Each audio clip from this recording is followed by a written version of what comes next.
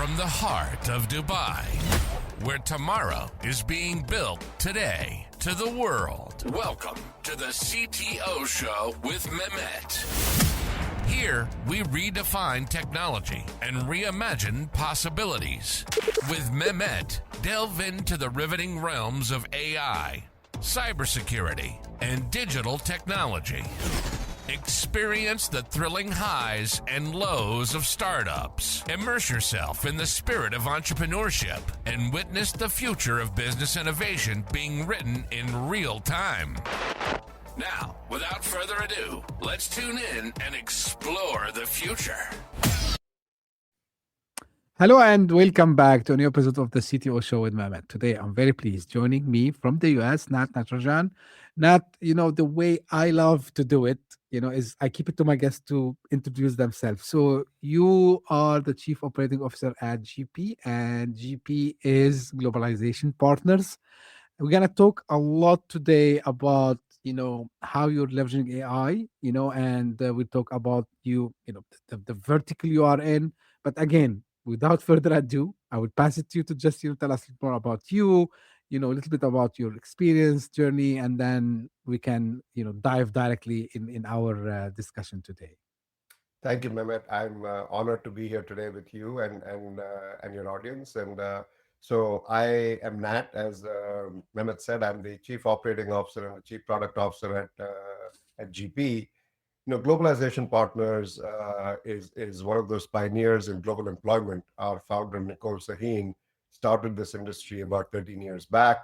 And I joined about 4 years back with the mandate of how do we make, we have a great, product services, and how do we make this more into a technology company as well as an and I joined 4 years back, and I'm really excited about what the team has done over the last 4 years, taking us into an AI forward company with our new product called Gia.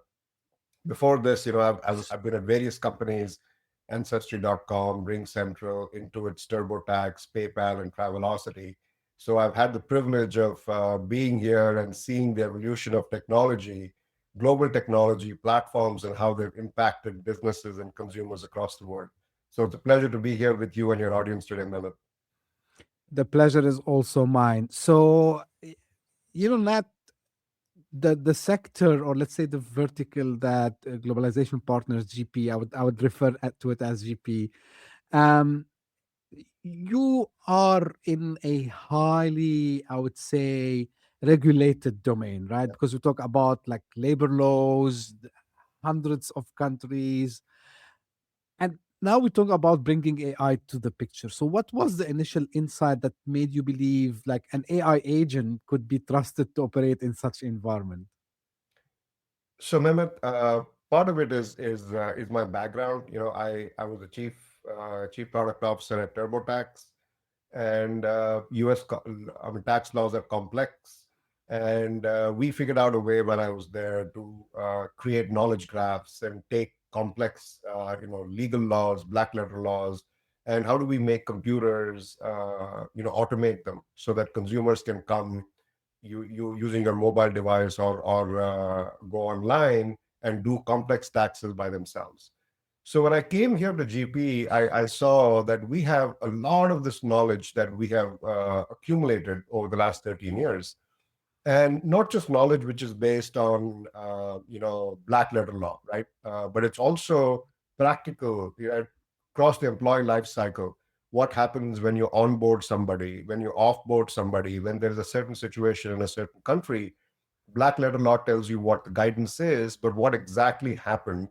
And I said, hey, this is interesting. We could probably find a way to use technology. And at that point, AI was just coming out. So we thought we could use technology to automate some of this, to make it easier, right? So the first thing we did was take that knowledge base, put it into a central location. And, so that was sort of the insight, saying that, complexity is a friend of technology.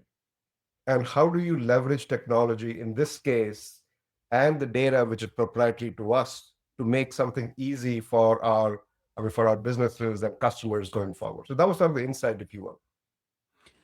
You mentioned these complexities, Nat. So, I can imagine some of them is like there's a variety of maybe laws between countries, and maybe you mentioned taxes, you mentioned like other things. um and usually, you know, it's even for a human, it's hard sometimes to judge like what would be the right approach, and this is where we might go to maybe a lawyer or something like this. So designing Gia to operate like with this legal rigor, like, how does come into practice from, you know, I would say design point of view, right? From not necessarily from technical perspective as architecture, but I mean the way you need to design it, and the way you need also to think how the adoption would be like, putting in mind, and you know this, Nat, people sometimes they are skeptical about Yeah. technologies, and you said like they are, yeah, complex things and technology, but always we have the people that will raise flags, especially, again, I'm repeating myself, we talk about like highly regulated domain here. No, look, it's a great question, and I think I started off my sort of career at travelocity.com, where I was one of the founding members, and I discovered that human beings hate black box technology. If you are not able to unpack, right, what is behind the black box, they don't trust it. So that was one of the tenets that we used when we were designing Gia. So look, jurisdictions, laws are very complex, like you said. So from a design perspective, we did two things. One is, how do we take that knowledge graph into think of a hierarchical decision making. You start with the jurisdiction, say the EU, right? Or the Middle Eastern countries, and then you go to a country specific law, Hmm. and then you go to a province specific law. You take that nesting and you bake that into your algorithms, into your technology. Second, to make it less black boxy and, hey, this is the answer, right? And we know we're right. We earlier on started having humans in the loop, right? So the first iteration of Gia, we were using it within the company. So our salespeople were using it, our HR professionals in 50 countries were using it, and they were giving us feedback on what they liked, what they did not like. And as AI became more advanced, we started using reasoning models to tell you, why did Gia get to this conclusion? How was Gia thinking about it and getting to that conclusion? So I think, having that reasoning, especially with a complex technology like AI, is very powerful, because it tells you how Gia thought and it got to this answer. So you can interrogate it, right? One additional point I'll make, and I'll stop, is, so how did we know reasoning, right? We are all engineers. We don't understand how a lawyer thinks. So we actually have a legal team on my staff, right? They they Hmm. are they are part of Gia. So they started working with the engineering team and saying, how, this is how I thought about getting to the answer. So the actual workflow that a legal person goes through to get to an answer, we try to encapsulate that thinking and that logic into the way Gia thinks.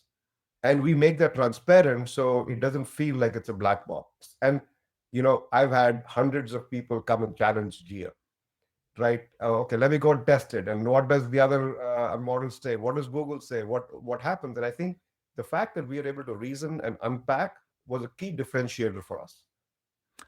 I'm glad, you know, the discussion brought us to this point because you mentioned the human in the loop, right? So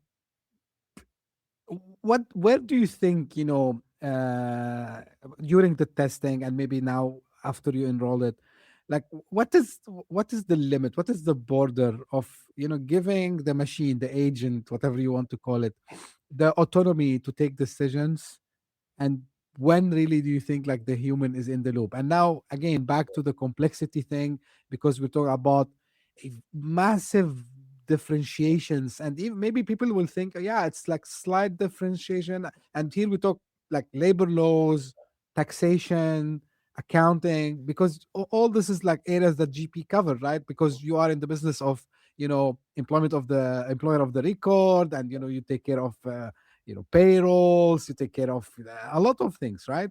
Legal, finance, and everything. So what are like some of the points, if you can share that, Nat? And I think this is beneficial for the broader, I mean, executives who are thinking to deploy, AI agents currently. So when we really have to keep the AI, sorry, the humans in the loop versus, yes, like we can trust AI can now do its job. So I think, Mehmet, I don't believe the technology is at the AGI level where we can trust AI to do things and think for itself completely. We are still at the point where we have to provide guardrails.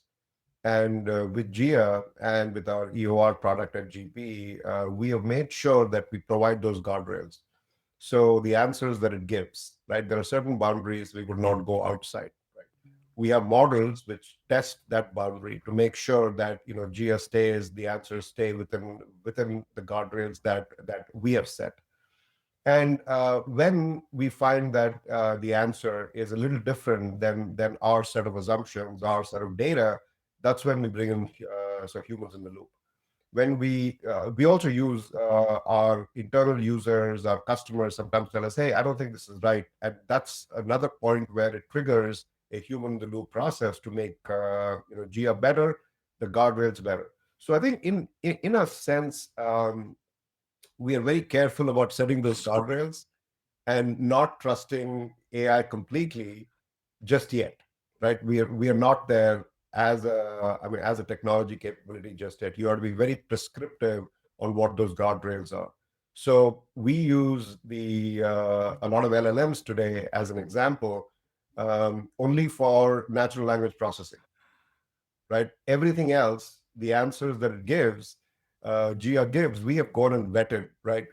Close to 100,000 articles, which are based on black letter law and also the practical knowledge that we have got over the last 13, 14 years. Plus, we go and scrape about 1,500, legal sources. But all that is vetted into these articles that are reviewed by human beings. And our model, our RAG model, goes and makes sure that it only gives answers from there. So that's a guardrail that we set. And if it's like you can go and ask it a question on outside of global employment, and GIA will come and say that I don't know that. Right. So that's an example of guardrail that we have set. Is this where I would call them the general models fall short in your world, Nat? Like, um, because again, like people here talks about like now models are commoditized kind of, and some people they say like the important part is the data. So is this like really what I would call it like the differentiation for you, especially in your domain? It absolutely is. I think if you there are recent articles which have come out that some of the models, 2/3 of the data that they get are from unreliable sources like Reddit and Wikipedia or YouTube, etc. So when it comes to a specific, very legally compliance or medicine, right? You want to make sure that the data that the LLMs have or the models have is curated, it's trusted, right? Before you can go and trust the models. And I think that's our differentiation today because we've had this data for the last 14 years and we've been able to curate it and make it usable by technology like AI. And the evolution that I see is, recently there were some companies which have a lot of information, um, proprietary data in taxes and accounting, do a deal with OpenAI, saying they will then share this, knowledge with them. So I think proprietary data is the differentiator for AI. I think you cannot create a great product with the LLMs, without the LLMs, if you don't have good data. Now, you mentioned something also about your models knowing from your knowledge, but again, especially in customer-facing use cases, is that there is a behavior for the LLM through either a chat bot, the chat Yeah. interface, or like maybe you are automating it to send emails, or maybe to reply on support cases and so on. So where like you mentioned safeguarding and guardrailing also as well, but what are kind of the, I would say, best practices for making sure also the model behave the best way? So of course, like you gave an example, like for example, I ask something not related to your domain and to Yeah. answer me like, I don't know, this is not my area of expertise. But I mean, regarding, giving the trust, like, I mean, giving the trust for whoever is interacting with this agent, what kind of behaviors you train it to act on, if I might say like this way, so it can trust, enterprise users that you deal with. Look, it's a great question. I think this is how we have been careful about training it with lawyers and HR professionals who will look at the responses, look at the reasoning, look at the logic, and give our engineers guidance and saying, hey, this is how I think we need to adjust the models. So one thing we did in terms of guidelines and so thinking was really so if you ask it a question, um, it thinks like a lawyer, right? So how does a lawyer think, right? And that's what we have sort of trained it to. Secondly, it goes and thinks like an HR professional. How would you respond to a professional? And unpacking that and really showing them two things. One is we have this tag called GP verified, right? Hmm. So we know that the data that the answers come from is verified by GP. So we have looked at it, human beings have looked at it. So that's one thing. Secondly, the step by step how it got to the answer. So if you unpack the answer, how it got to the answer was a second area. So I think if you combine these two, it gives a lot of confidence in the fact that we got to this answer. Third, I mean, there is no substitution to having actual users use it, right? And give you feedback. And in some cases, we had to adjust the level of specificity. So some cases we found that users in large enterprises said, "Look, it's too generic. Can you be more prescriptive?" Right. So then we said, "Okay, black letter law is not good enough. Let us show you the black letter law, but also let us show you best practices in this case." Right. So we went down one level of specificity. Then we got feedback input from large enterprises saying, "Hey, Matt, that's good, but I want you to answer based on my HR policies in addition to your compliance." So then we increase so now we have a concept of geo enterprise where you can have a local tenant where your data, you upload information, you upload your policies. We don't share it. We don't put it back into our models or outside our four walls. But then Gia takes that as a source and answers based on your models. So or your data. So we don't go outside your guardrails that you have put. So I think we're very careful about making sure that Gia has a really strong corpus of knowledge, but it answers based on what your policies are, but it keeps you within those guardrails that are important to keep you compliant. Right. Nat, are you seeing also a shift of acceptance, I would say, especially, from at least your customers, on the idea? I don't want to use it's I'm hoping like it's not like a trademark or something, but Microsoft called Copilot, right? So Yeah. they name it as Copilot. So people are calling co-worker or assistant, whatever you want to call it. So collaborator, some people are calling it the collaborator. So from a global HR platform perspective, how does this, like, if I am one of your customers today and I'm interacting with Gia, how would that experience looks like having kind of a um, co-worker with me? Let's call it this way. um, you know Let me read you a customer quote. How about that? Yeah, that So would be this is a fantastic. customer who has used Gia. So the quote is, knowing that Gia's guidance is based on expert reviewed, legally vetted sources gives me peace of mind. It lets me spend less time on paperwork and more time on strategic initiatives. This is a company called Herb Pharma, who we have a case study on our website. You can Hmm. go and take a look at it. So, people are one, everybody in the boardroom is asking about AI. So let's start with the, top of the house. You have, board members saying, what are we doing with AI? It's the last 2 3 years, there's so much of investment, so much of buzz in the industry. management teams across are focused on how do you make AI, how do you use AI, and so far there's a lot of hype around it, and some companies are or some use cases are sort of breaking through. And what we are seeing is HR is usually, squeezed for resources. They're asked to support more and more, but they're squeezed for resources. So I've seen a real step forward with some CHROs, HR operations managers, HR professionals saying, what tools can I use? What vetted tools can I use which will help me make me more productive?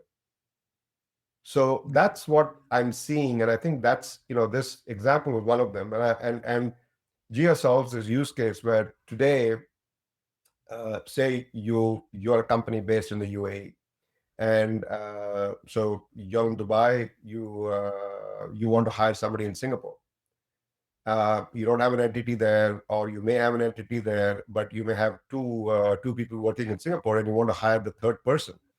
So to give this person a legally compliant employment contract so they can start working, you would have to contact an external company in Singapore to make sure that you can give them a legally compliant employment contract. Laws change, pension laws, labor laws, etc.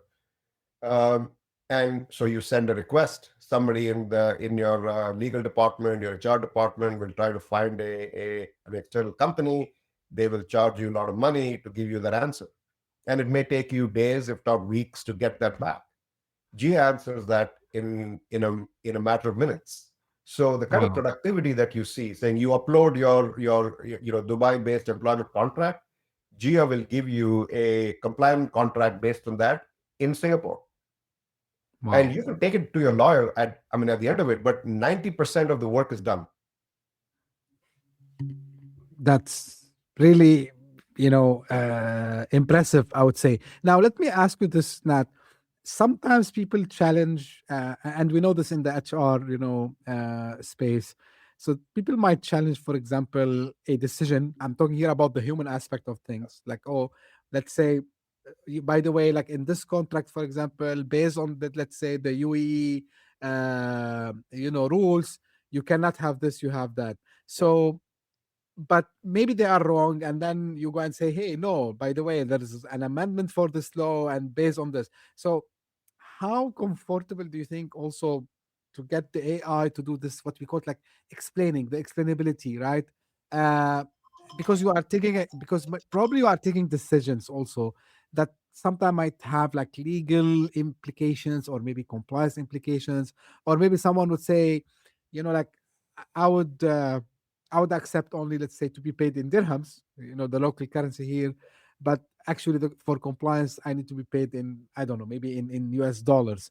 So, and when Gia comes here in the picture and try to explain this from, how do you think, about this explainability from legal perspective, compliance perspective? Gia has reasoning, so it can unpack decisions. It can give you, references. So what we do with every answer, we give you a couple of things. One is we give you all the verified sources that Gia went to get the answer from, so you can go and check. Secondly, it tells you if it's a GP verified article, you can go and see why we got to that point, right? So we can explain as much as we want. I think sometimes we found is you need humans when it comes to dealing with human beings. Hmm. There are cases where you need a person to talk to them, to explain to them, to give them some level of trust. So I don't think our goal with Gia is to replace human beings. It is really to augment, to make it easier, right? So you as an employee, you can talk to Gia about your benefits. You can talk to Gia about when the next payroll cycle is, or when the next holiday is in your country. But when it comes to sensitive matters, we still believe you need to have a human being dealing with human beings. So this is really augmentation to help productivity, not as a replacement.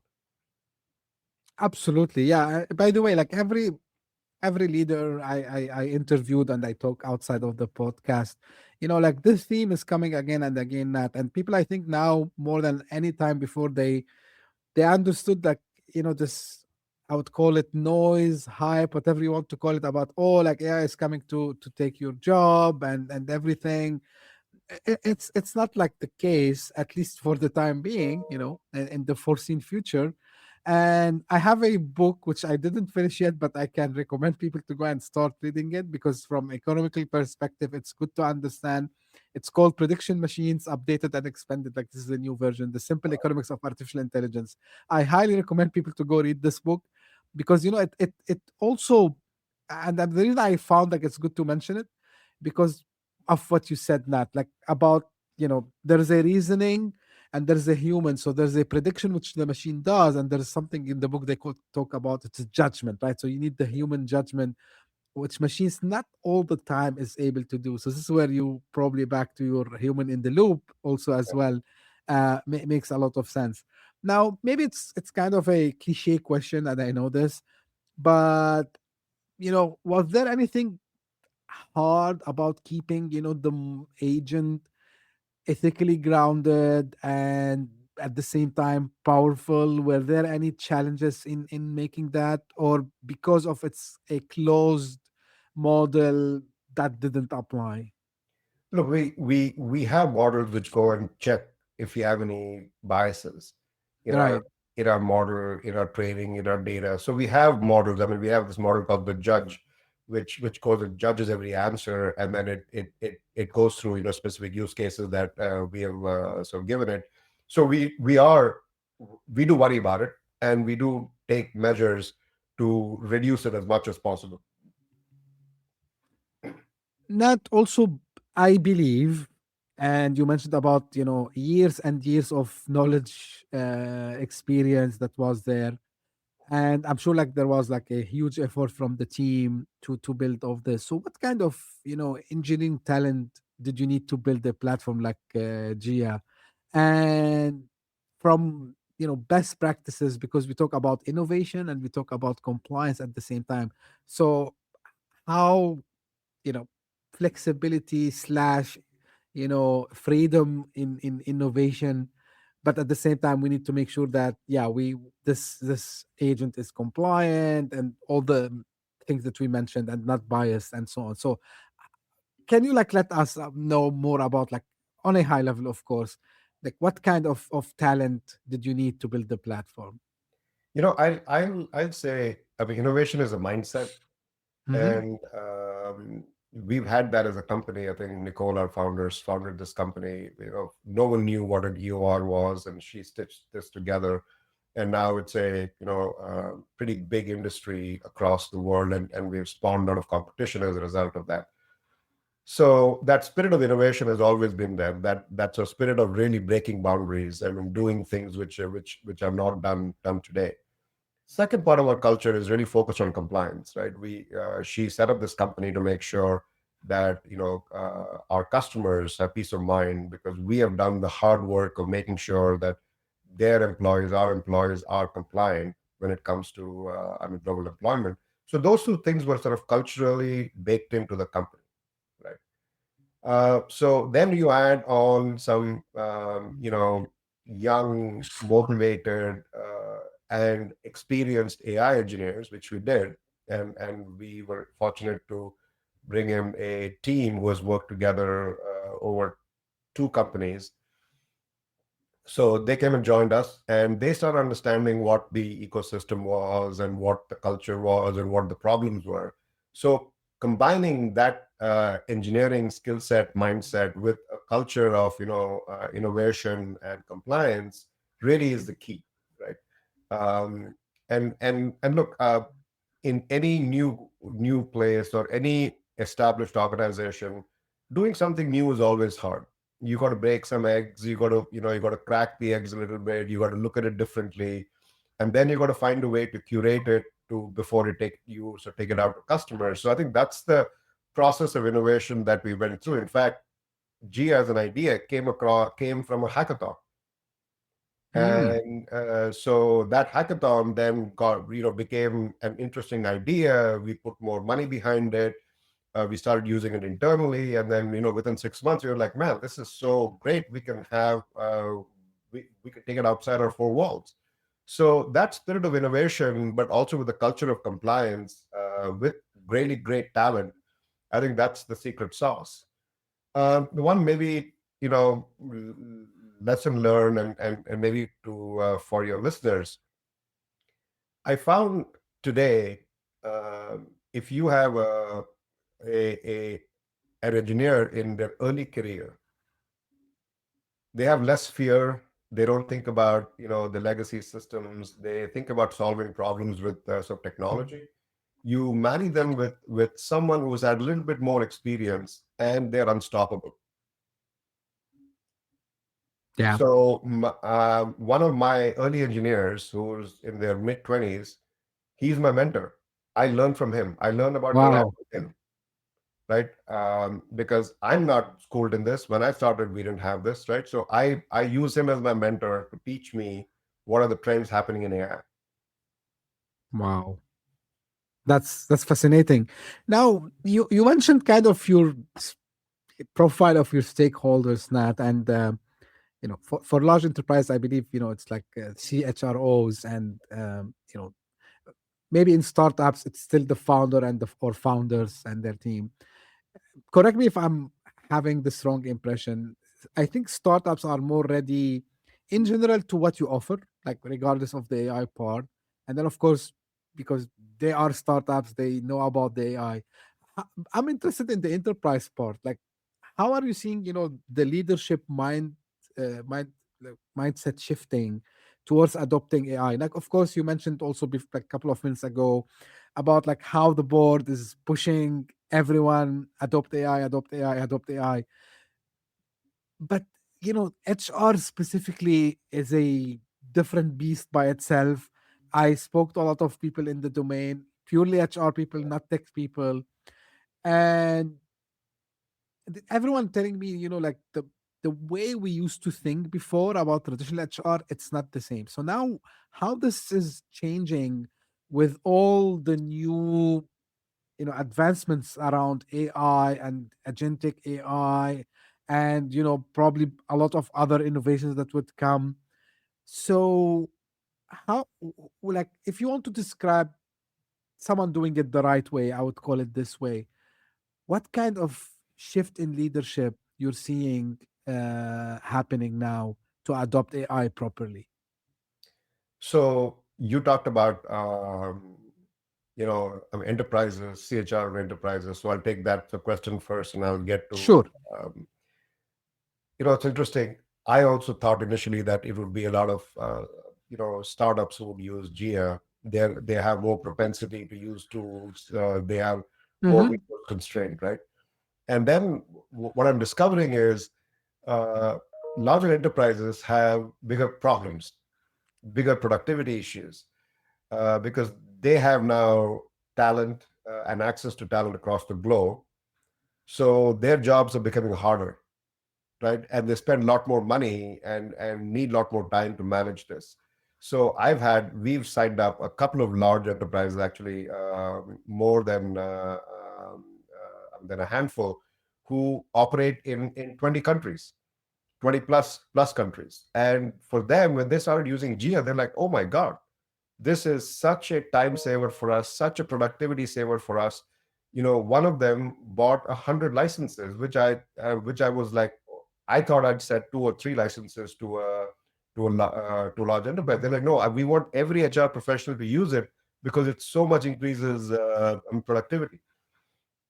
So I think the bigger you are, and the more global your operations are, Gia actually is a better fit for you, Mm-hmm. right? Because it saves you a lot of time and money to run your operation.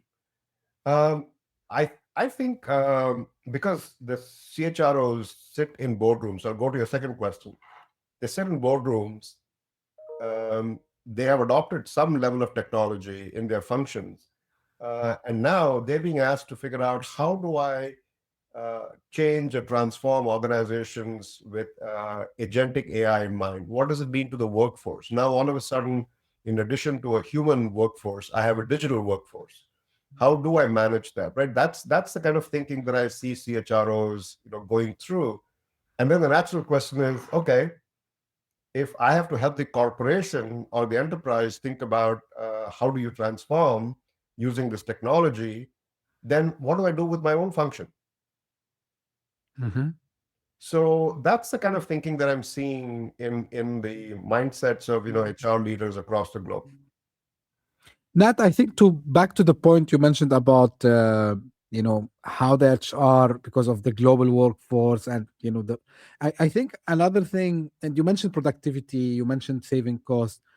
Um, I'm not sure if this is one factor, and this is just popped up in my head as a factor. So, if you think about it, like human resource department is the first and last department as an employee you deal with. So you Yeah. deal with them when you onboard, you deal with them when you leave.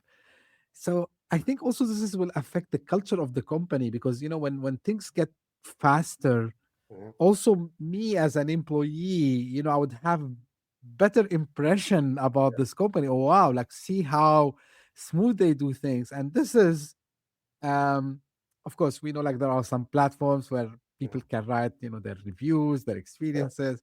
And I think this is correct me if I'm wrong. Like, also it will get them into a better reputation as employers also as well, right? So because the let's call it the employee experience or the onboarding experience, right?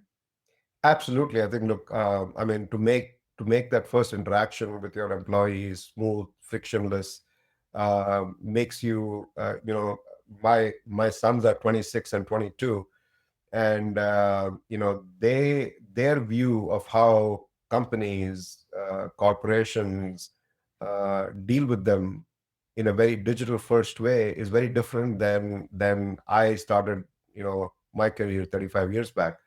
So I think having that experience for your employees, which is a smooth, frictionless, on-demand, personalized, is a no-brainer, right? And as you do that, it changes the culture and the engagement of the employees with you. So that turns into positive outcome, I would Yeah, say it like like people sometimes they underrate the culture part, but for me, like I think this is very very very important factor to put in. Now other than AI and other, like you get Gia now, people are using it.